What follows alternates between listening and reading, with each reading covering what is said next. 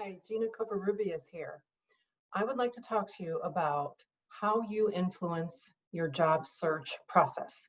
There are so many of you out there who are dissatisfied with your current job, and there are so many of you out there who are unemployed looking for a new job. And what I want to do today is to get you to think about the energy and the emotion that you put into your job search and how it affects the outcome. So with that being said, I'm going to share my slides with you and then we can get started. Title of this presentation today is Influencing Your Job Search Outcome.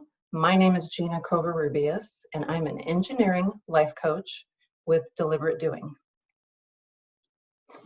The question that I'm going to help you think about and answer today is, how are you influencing your own job search process, oftentimes without even realizing it? I'm going to start with a brief introduction. I'm going to talk about an emotional framework I refer to as STEER. We're going to talk about the difference between self-confidence and arrogance, and then influence. What is it you're doing to influence your outcome?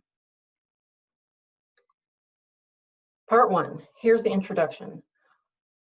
Humans formulate interpretations of the facts.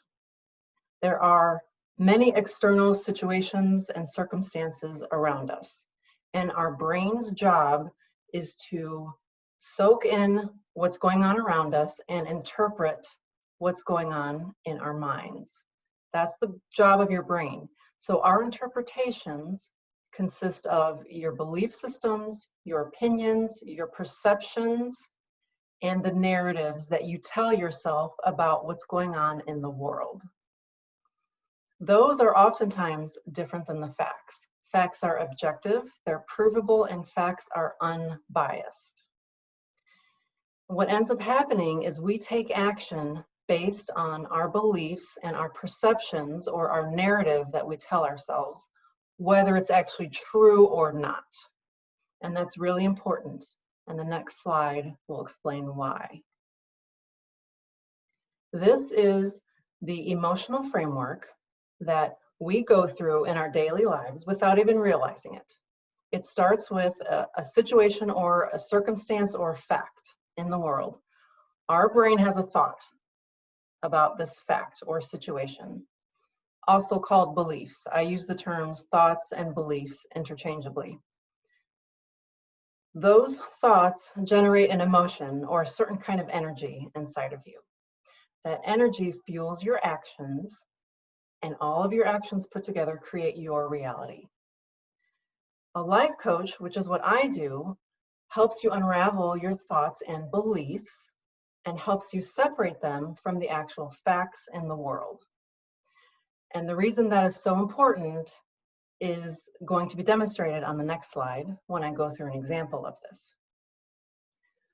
But the takeaway from this slide is that your beliefs and your thoughts propagate your reality. So it's very important to be able to separate your thoughts and beliefs from the facts in the world around you. Let's walk through a quick demonstration. At the top, we have a situation.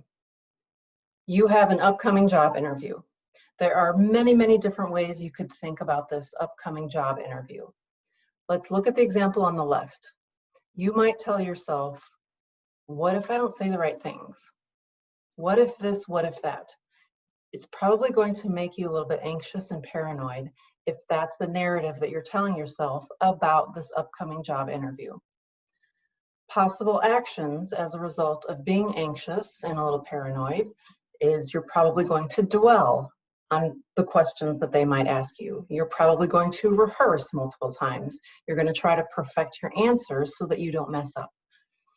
You're going to try to take as much control over the situation as possible from the feelings of anxiety and paranoia. In reality, what's going to happen is you're probably most likely going to go into the job interview. If you believe this thought, what if I don't say the right things, you're going to appear a little bit desperate. Your answers might be a little bit programmed because you rehearsed them so much. Okay, so this is a different reality than if you have a different thought, let's say, like the one on the right. If you truly believed, I'm a valuable, impactful employee, it doesn't matter where I work, it doesn't matter who I work for, I am valuable and I know how to make an impact. If you really believe that, that's going to leave you feeling powerful and energized. And from the emotions, from the energy of powerful and energized, you're probably going to look forward to the interview. You're going to formulate your own questions. You're going to see it as a two-way street. They're interviewing you just as much as you're interviewing them.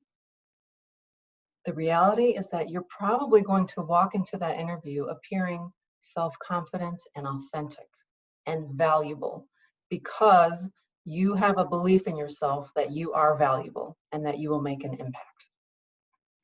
The takeaway from this slide is that we have the same situation here, an upcoming job interview, but very different realities based on what you believe in your mind. So think about if you had a job interview coming up and you truly believed the thought on the right, that you really are valuable and that you really will make an impact. How do you think that would change the way you show up in your job interview? It's a really good question for you to think about. We're going to talk about self-confidence and arrogance now, because many of you are having trouble distinguishing between the two, but you also have a lot of fear around appearing arrogant, and you don't want to boast. So let's talk about the differences. Arrogance is a belief that you have superiority over other people. And this comes from your own personal insecurities. And the purpose of arrogance is to compensate for your insecurities or your inadequacies. So in the table on the bottom, on the left, we have a couple of examples of arrogant thoughts someone might have. I make more money and I'm worth more than so-and-so. My job is more important than so-and-so's. I have a real education. I went to a real school. Or other people should respect me because of blank. Self-confidence is the belief that you have about yourself as a human being. It evolves from a positive sense of who you are, and the purpose of self-confidence is to maximize your abilities in the world. Examples of self-confident thoughts are shown on the right. My human worth is priceless. My job is to do the best job I know how. My education, whatever it looks like, was a great fit for me. I respect me regardless of others. Self-confidence does not require a comparison to other people. That's a big difference between the two topics here. Why is self-confidence so important? Because it helps you when it comes to influence. High self-confidence indicates that you have a healthy relationship with yourself. When you have a healthy relationship with yourself, that leads you to feel healthy emotions and take healthy actions. Hence, it allows you the ability to influence in a positive way. At the bottom, the big takeaway from this slide is that influence comes from the belief you have in yourself, and it propagates through your modes of communication. It's going to emanate, you're going to emit energy based on the way you feel about yourself. And this picture shows that clearly. Everything starts in the middle with you, with how you feel about who you are, and everything about you emanates out. And people detect it and they pick up on it. So the big conclusion I want you to walk away with today is that the energy you have behind your actions equals the energy that other people are going to receive from your actions. They are going to detect that energy that you put out. So how does this affect your job search process? The energy and belief you have in yourself is going to echo in your resume. It's going to resonate in the conversations you have, whether they're over the phone or over the computer or in person. And the energy and the belief that you have in yourself is going to be exhibited in your facial expressions. People will be able to pick up on it. So high self-confidence is very important.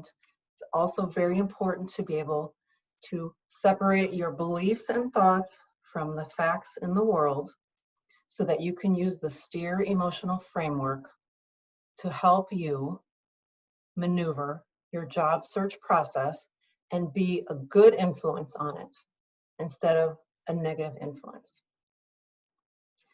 In my last slide, I want to give you a couple of takeaways for your upcoming job interview.